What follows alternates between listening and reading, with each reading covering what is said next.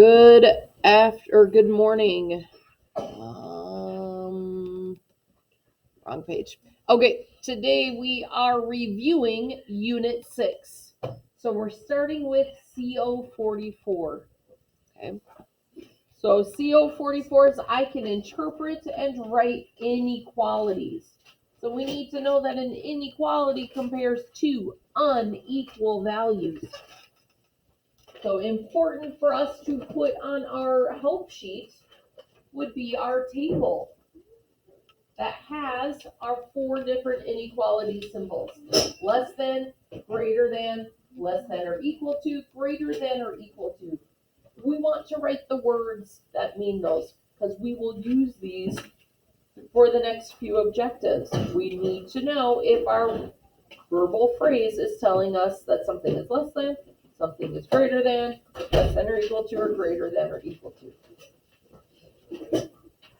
So you're going to want to write this table on your help sheet. That less than symbol, the verbal phrase could be less than, fewer, or lower, or the greater than. It could be more, or higher.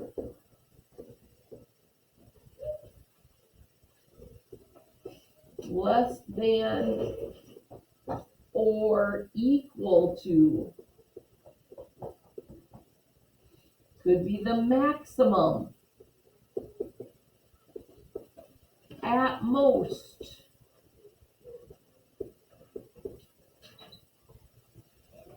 No more than.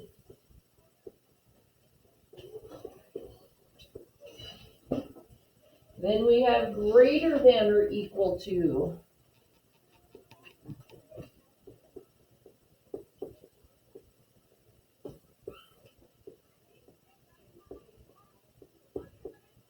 Minimum. At least. And no less than. So you want to make sure you are putting this table on your help sheet so when it comes time to read those verbal phrases, we know exactly which inequality it stands for. We will use this table in several objectives, not just this one. You can refer back to it in objectives that are coming up. So it is very important that we put it on our help sheet. Then this is the objective where you might get what the inequality statement is, and you have to write it as a verbal phrase. So you need to use your words. A number,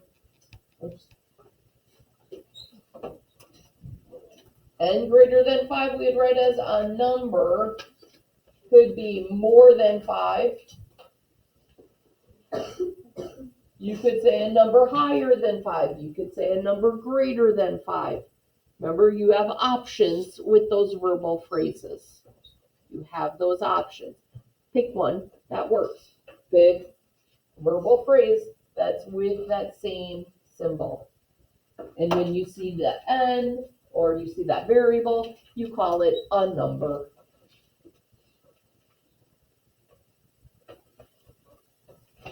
And when you're given that verbal phrase, refer back to your chart to see which symbol it would be. So if you see a number, you put your variable.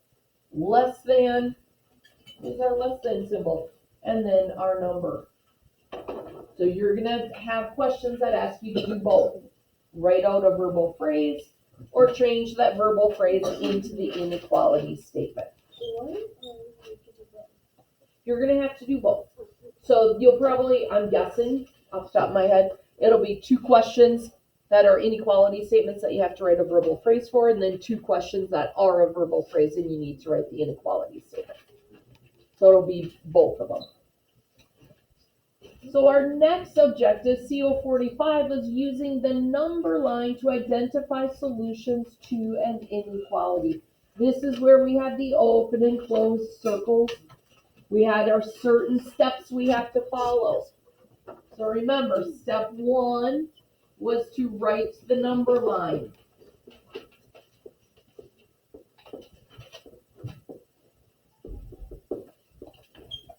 Step 2,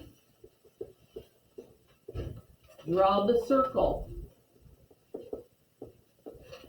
above your number.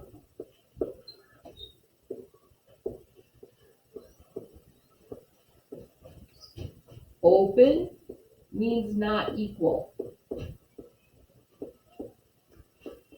If it's filled in, means equal to. So remember, if you have that equal to sign underneath your less than or greater than, we fill in our circle. Step 3, draw the arrow. If it's less than, your arrow goes to the left. If it's greater than, your arrow goes to the right.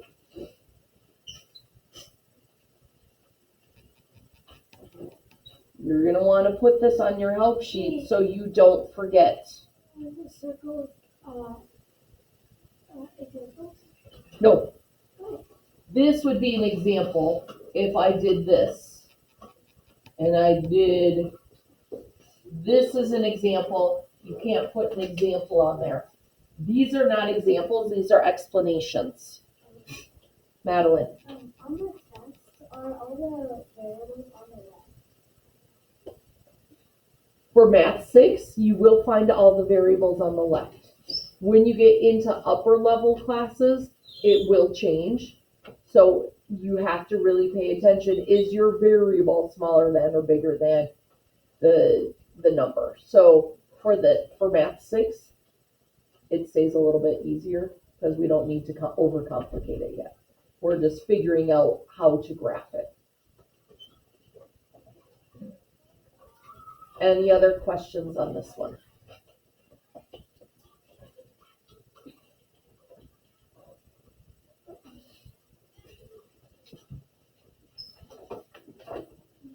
So we don't want the example, but you do want those 3 steps written down so you remember what you all have to show.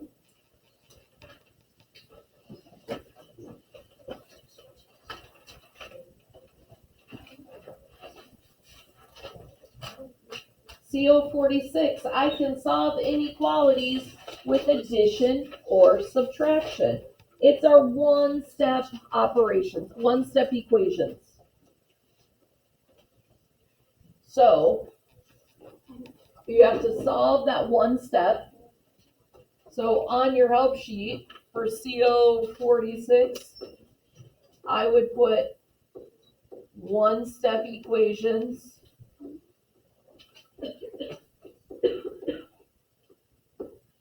Do opposite operations.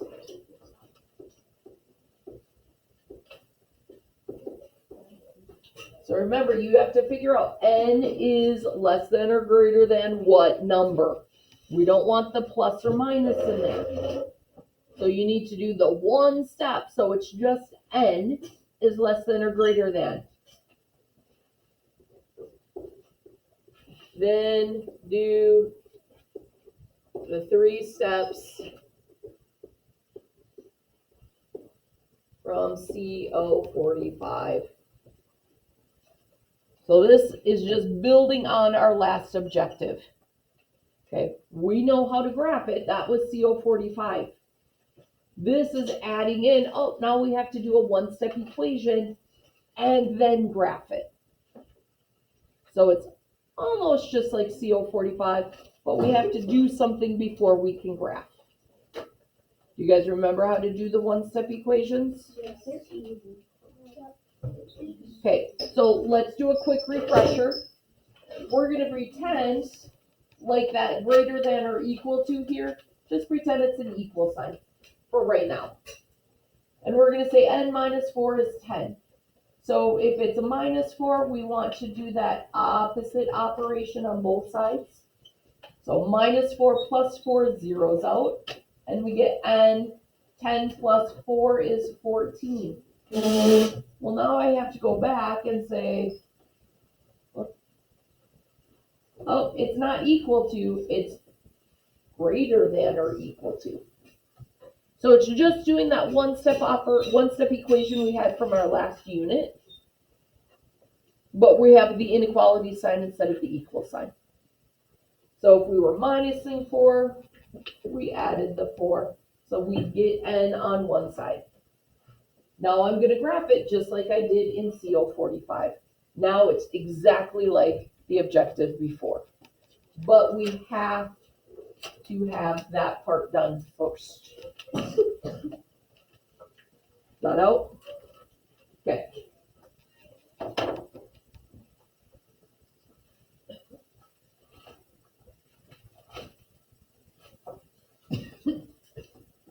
PO47.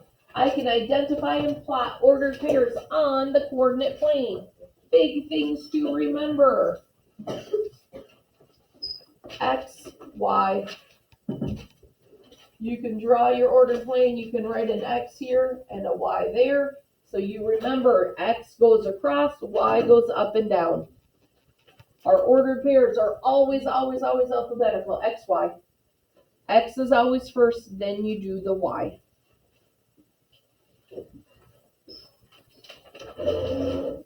Any questions about plotting our ordered pairs? We feel confident plotting the ordered pairs. This was more of we have done this in 5th grade. Let's refresh your memory. That's why it's a PO, because we've done it before.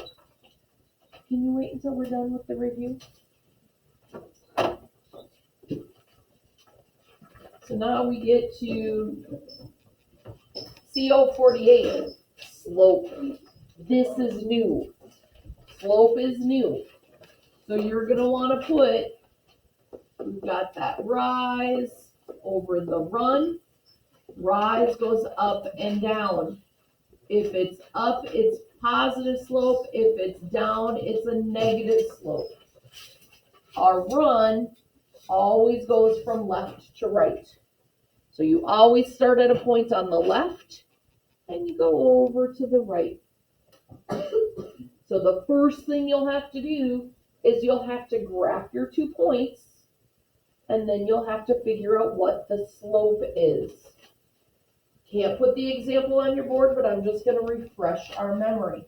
1, 6 would be right here. 5, 3 is right here. So I'm going to do my rise first. I have to start going from left to right. I get to this point first. So that's my starting point. I always start going from left to right. I'm starting here and I go down 1, 2, 3 lines. If I go down, it has to be a negative slope. I went down 3, so I'm going to put -3 because I went down. I have to remember my negative sign. Now I'm going to do my run. How many over to the right? 1, 2, 3, 4. So I'm going to put that on the bottom. It's always going from left to right, so it's always a positive on the bottom because we're always going to the right. Remember to simplify if you can.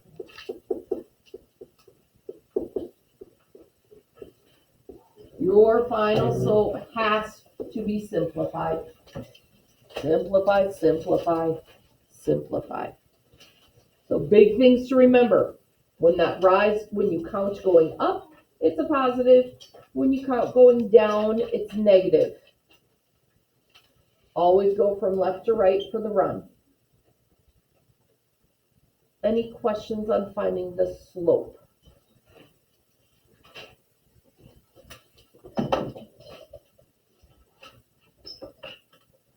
All right.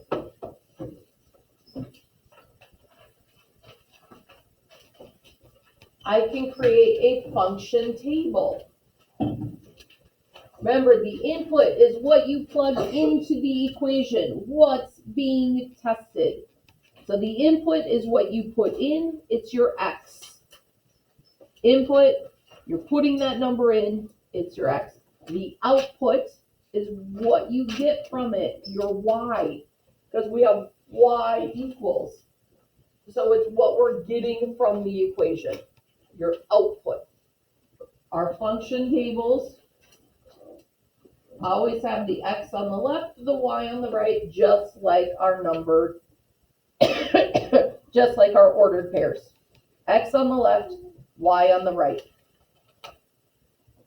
When we say choose smart inputs, remember if there is a fraction, like a half, find multiples of 2 so we can divide it down into whole numbers.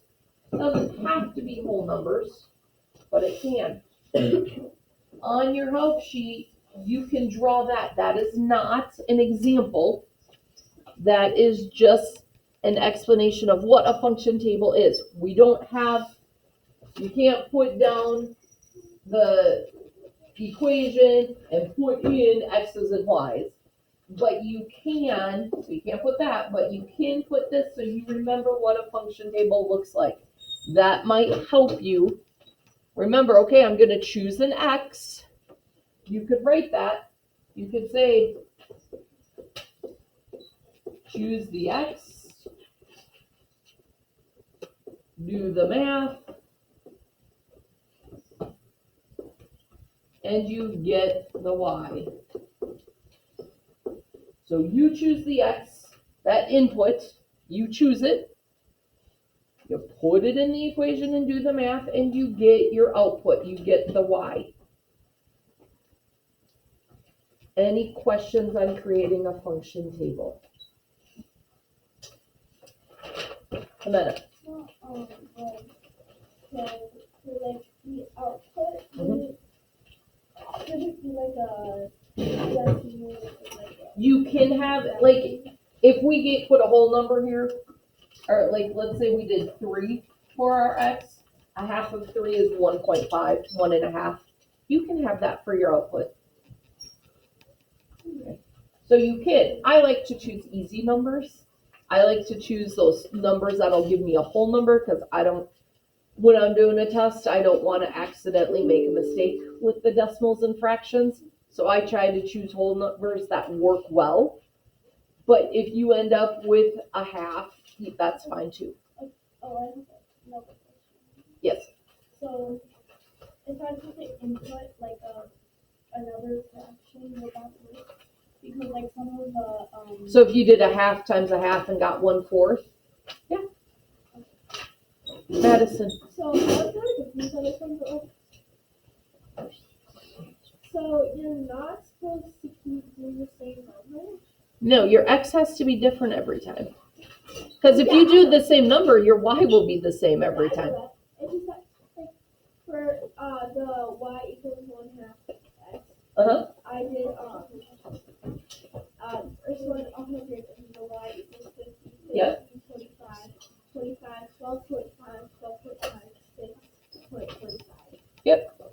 And then Jimena asked, can we have numbers that are fractions and decimals? And I said yes. Can you pick the x then? You pick whichever x you want to use.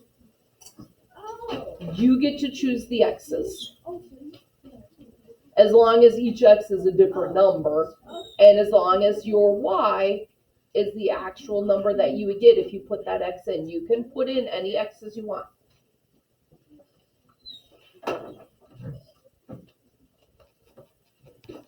Okay. PO50, this is the one from today that we corrected today.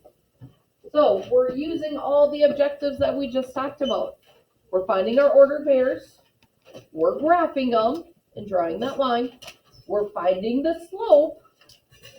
And then we use the slope to find that missing point.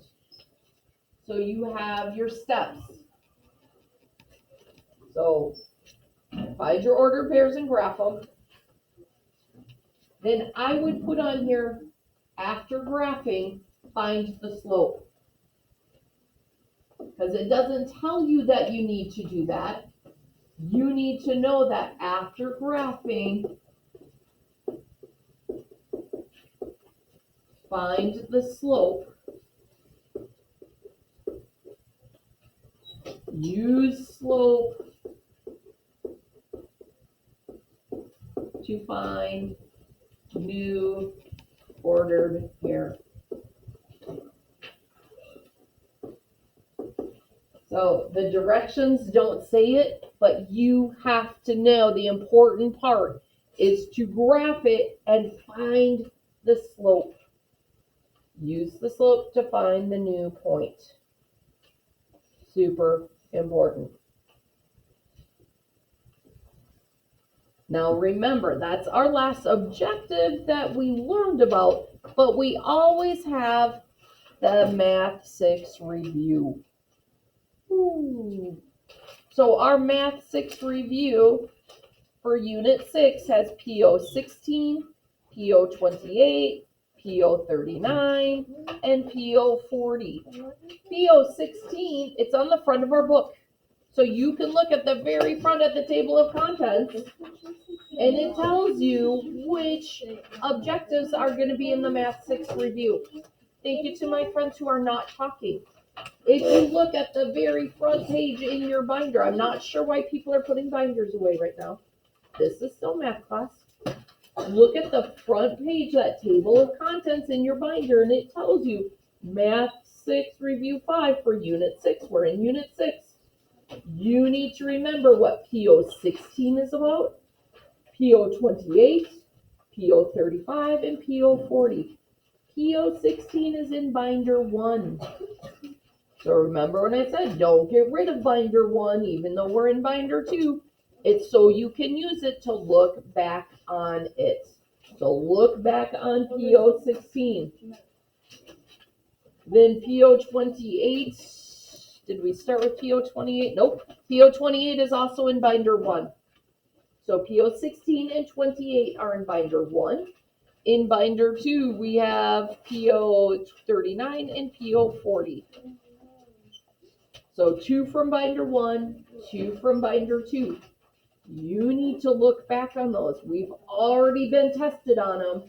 They are POs. You should have already passed them. Okay. So It's always back to view POs. yes. Yep, Math 6 reviewer always reviewing POs because those are super important to know. Tomorrow, we will do the practice test and we're going to see how it goes. We may or may not have the test Monday. I might push the test to Tuesday if we need to review things more. I think we're ready for it, but we're going to see how it goes. So, well, let me ask this. Is there a lot of people who still have retakes they need to do? Would you guys prefer to do our regular Friday retake day and do the practice test Monday, test Tuesday? Okay, so tomorrow we can do our regular Friday retake day. Monday will be practice test, Tuesday real test. Okay, but we have our review done, so it's your responsibility to review it before that practice test on Monday. If you are watching this at home, I hope you are well. I hope to see you soon. Have a wonderful day.